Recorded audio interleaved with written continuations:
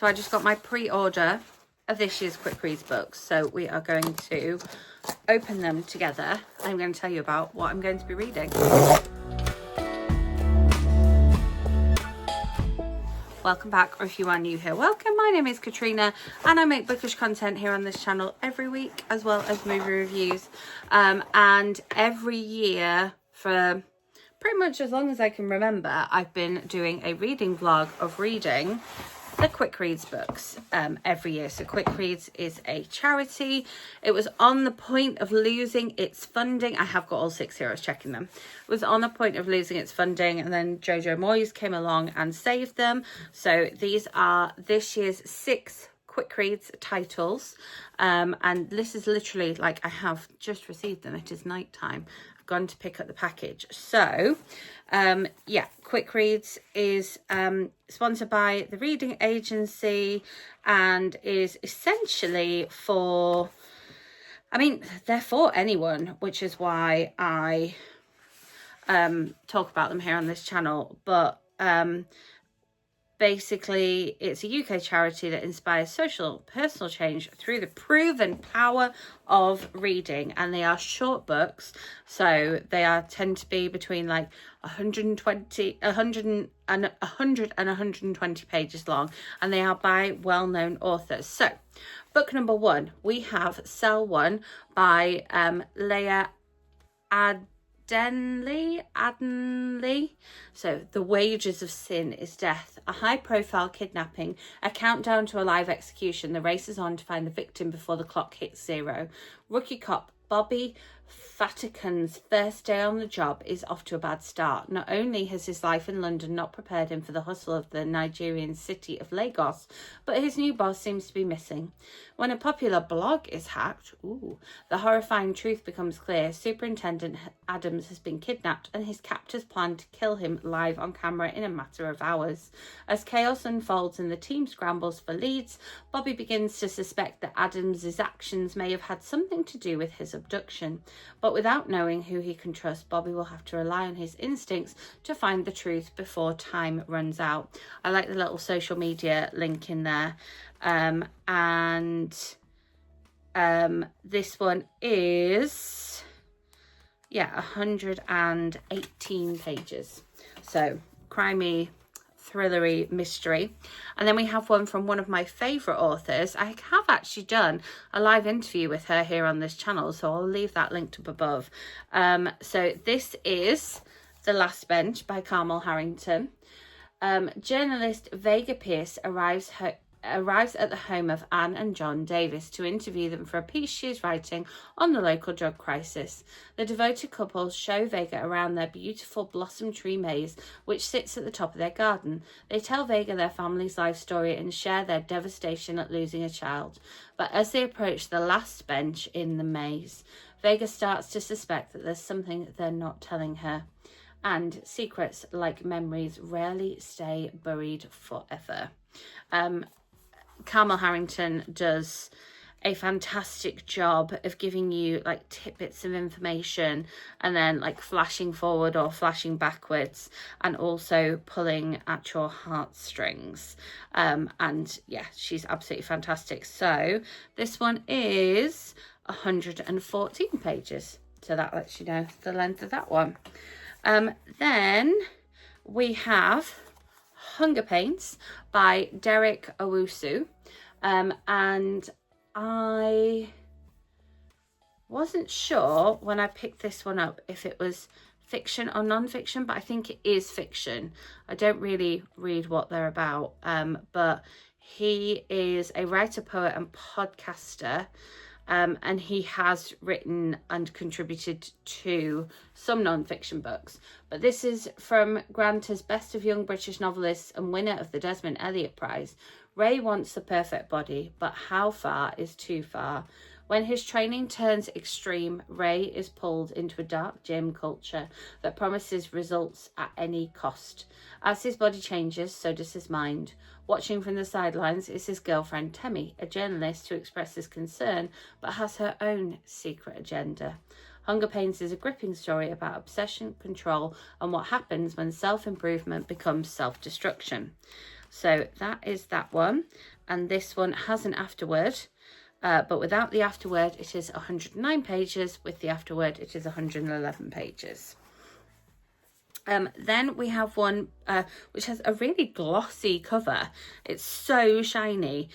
So this is Sweet Charity by Rosie Goodwin. You can see just how shiny it is. Can she choose between family and love? An emotional and romantic read from Britain's best-loved saga author. So this is going to be like a saga in 100-ish pages.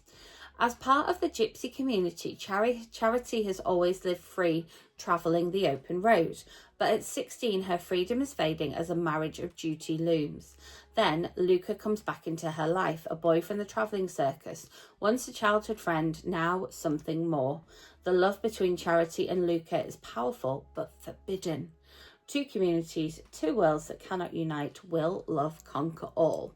And whilst I do like a romance novel, I don't tend to find myself gravitating towards, wow, also by Rosie Goodwin, 2 full pages of titles, gravitating towards sagas. So it'll be interesting to read a saga within 107 pages. So yeah, so we've got a bit of a contemporary, a bit of crime, a bit of darkness, and a saga. And then another author that I have read before, but I'm excited to read this one. This is The Girl in the Picture by Rachel Hall. How do you decide what story to tell and what secrets to keep? When journalist Amy Collins returns home to Norfolk, a magazine assignment leads her to Farthington House. As she steps through the gates into the garden, she remembers walking past the grand old house as a child, but nothing prepares her for what she finds inside, a portrait of a young woman who looks very similar to Amy herself. With the help of Carl Rutherford, the house's new owner, Amy uncovers a hidden family scandal involving a young woman nicknamed Bird. And as Amy finds out more, she discovers a personal connection to Bird that could change everything. I really love the colour of this one. I love the like sunset vibes going on. And as I say, Rachel Hall has written things that I also really enjoy. And this one is 116 pages. So this one's the longest one so far. And then we have one by, again, an author who I've heard of and considered picking up, but have not actually yet picked up. And this is by obviously a former journalist as well. This is The Woman Next Door by Louise Jensen. It's giving Louise Candlish vibes on the cover, I have to say. 2 neighbours, 2 secrets, 1 chance at survival. I feel like there was one a couple of years ago that was very similar to this one in quick reads. I'll have to go back and check my vlogs and find out. Running from her past, Mina hopes to find peace in her new home, but her neighbour, Ada, is a mystery. Mina can't shake the feeling that something about Ada is off.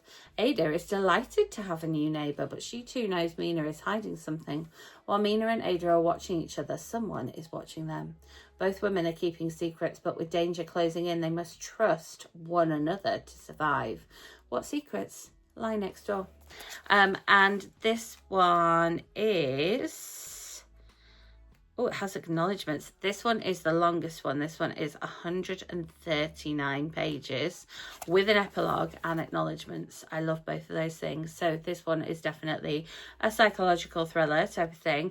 And as you can see from the cover of all of these, Quick Reads is 20 years old this year. So I definitely haven't been reading them and making vlogs about it for 20 years, but I have been for as long as I've been making vlogs, I'm pretty sure. So I will leave the playlist of my Quick Reads blogs linked in the end screen, and all of these titles will be linked in the description box below. But I'll now hand you over to future me, who is reading and enjoying these and bringing me your thoughts live as I read them. So we've got coffee, we've got breakfast. We're going to start with the first of our quick reads. This is The Last Bench by Carmel Harrington.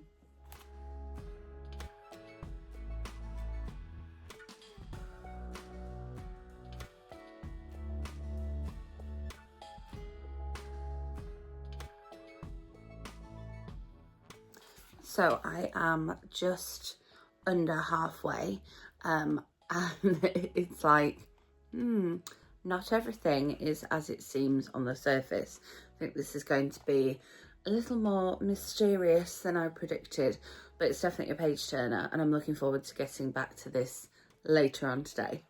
So I had every intention of reading last night, but I didn't because, you know, first day school. So we're back to reading over breakfast. So let's see how much we read this morning.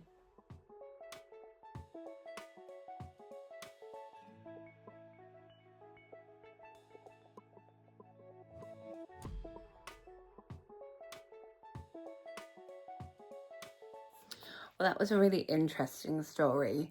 It took turns I didn't see coming, but I do love a bit of Carmel Harrington's writing. I really do. Yeah, but again, it's called a quick read. I read it over 2 breakfasts, like 2 cups of coffee. I really enjoyed it. Like I say, I love Bert Carmel Harrington. But yeah, let's see what we're going to read next. So, next up, we have The Woman Next Door by Louise Jensen, which seems slightly similar to one from last year. But as I say, I've been sort of drawn to this author before, so this will be a really good taster of what's to come.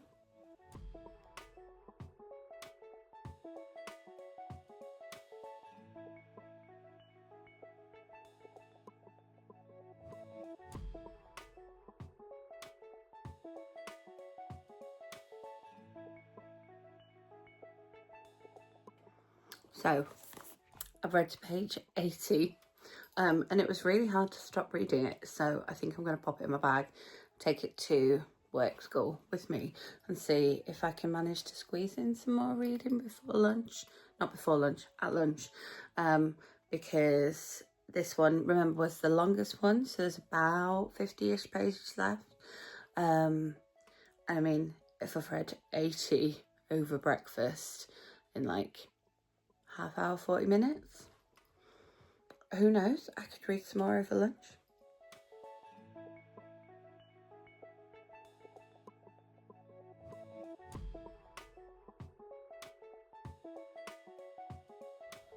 That was so good. I mean, you know, if I'm using lunchtime at work to finish a book, you know how good it is, but it was so good.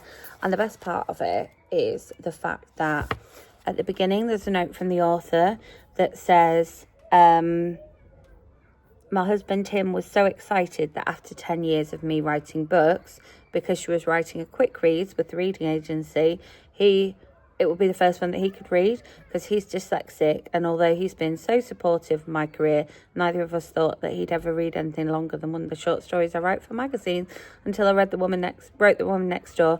Tim read and loved the very first draft, and it was such a joy to hear his views on the characters and plot.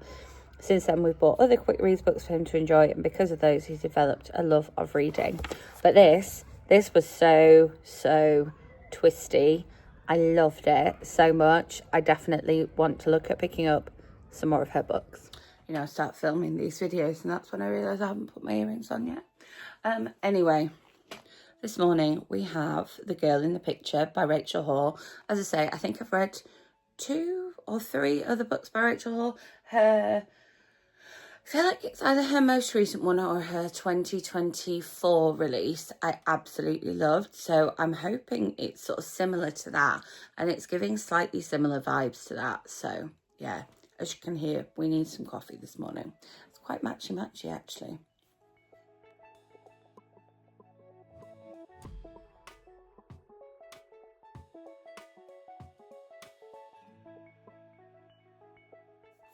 So it's interesting so far. You might have seen me looking at the family tree. So there's a family tree of the family that's being talked about in the book. And then there's a family tree of the person who's like the main character in the book, or their mother anyway. And so it's really interesting. I do keep flicking back to family tree because there's lots of names being mentioned, so it's really good to have there as reference. I think like the author clearly knew that if she was going to mention this many names, she had to put in a little bit more context. But it's definitely, because of that reason, like a slower read so far. So I mean, if you think about yesterday with my page turner, I've read like 80 pages by this point. I'm on 41, so it's definitely going a little bit slower. So it's a So far, it's the slower of the quick reads I've read so far.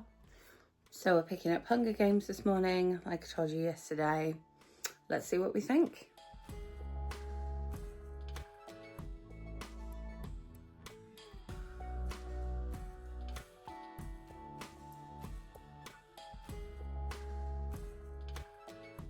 So it's definitely different, but I'm really enjoying it. A lot of it is written in dialect, and so I think for some readers that'll make it more accessible, and for some readers that'll make it less accessible. And a lot of it is dialogue as well, which means that for me anyway, it's going quicker because you're just like reading what people are chatting about. I'm definitely worried for the main character though, but that's a me thing. Good morning. I'm really excited to get back to this one this morning. Also, we have Alice in Wonderland on the coffee cup today because we watched Alice in Wonderland last night. So it's very appropriate. It's very tired this morning. It's a good cup of coffee.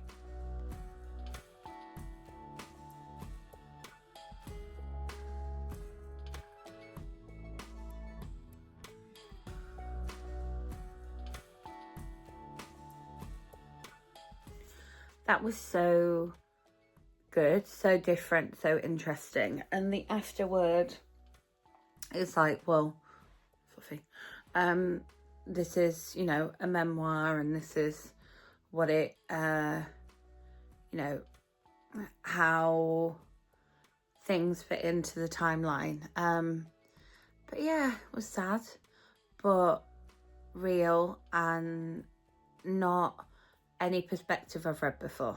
So that was good. So we now have 2 to go. We have Cell 1 and we have Sweet Charity. So the next one up on the pile is Cell 1. I'm aware I don't have earrings in today. Fully, they're over there. I know about it before turning on the camera. So this one is a high-profile kidnapping, a countdown to a live execution. The race is on to find the victim before the clock turns 0. And this is rookie cop Bobby Fatikun's first day on the job. It's off to a bad start. Not only is his life in London not prepared for him for the hustle of the Nigerian city of Lagos, but his new boss seems to be missing. So this is like this year's detective-y, police procedurally one, which sometimes I find slightly more difficult to follow, but we'll see.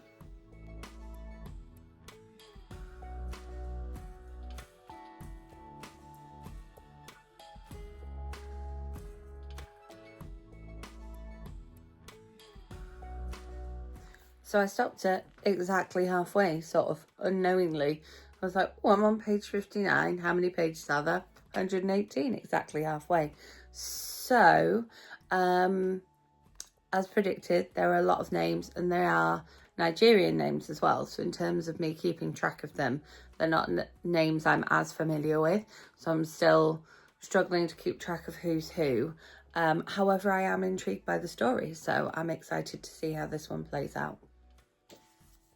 So we are going to read the second half of Cell 1 this morning. We're going to find out who kidnapped who, and, you know, whether anybody's going to die. It's very exciting, but I'm just very much looking forward to my coffee this morning. It's just so good. So good.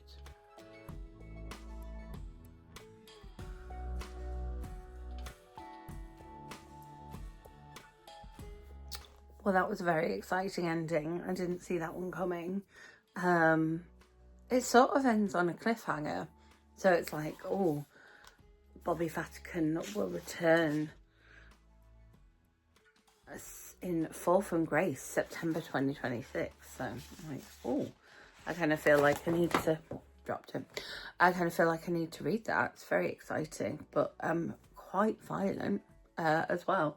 So we have one more remaining, so I will see you probably tomorrow for that one. So next up we have Sweet Charity, and this is from somebody who's a saga author, so I'm sort of most interested in seeing if, like, how that translates to a quick read. and yet this is the shortest one. So we'll see. We will give it a go.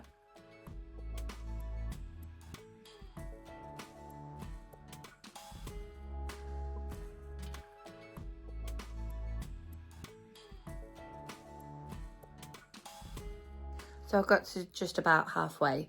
This is the only cover that's shiny. You can see it's like really glossy, like a magazine. I find a really funny typo though. It says, where is it? Lucas scowled as he plucked a blade of glass and began to chew. And I like read it and I was like, why is it chewing on glass? And then I reread it back and I was like, it's meant to be grass. But yeah, it's fine. It's a little bit like repetitive, but then if we're trying to squeeze a saga into a quick reads length, we're going to need to have some repetition that would normally be repeated like 100 pages apart in a saga, wouldn't it? So I'm going to reserve judgment until I get to the end.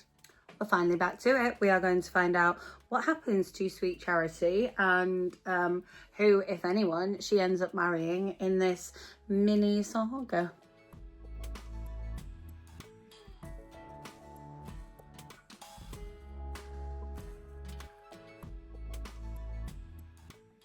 So there we have it.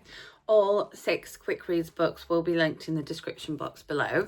I think I was definitely most surprised by how much I liked Sweet Charity.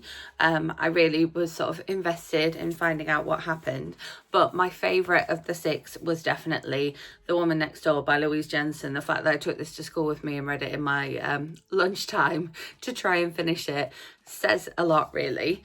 I was kind of like, yeah, these ones were sort of all in the middle for me. I think probably the girl in the picture was my least favourite, but then that's just a personal preference. I've read them all. And yeah, I really like the mix of kind of the different fiction types. It's interesting to not have a non-fiction, although this one is sort of based on non-fiction. It's based on real life, but it's told like fiction. And it was interesting that Hunger Pains was also written in a lot of dialect, using a lot of like slang words and sort of regional accents as well. So yeah, definitely another fun quick reads. I will leave my quick reads playlist linked in the end screen for you, and I will be back with more bookish content for you very soon. So make sure you're subscribed and hit that notification bell so you don't miss out on future videos. If you enjoyed this one, give it a thumbs up and I will see you with my next one. Thanks for watching.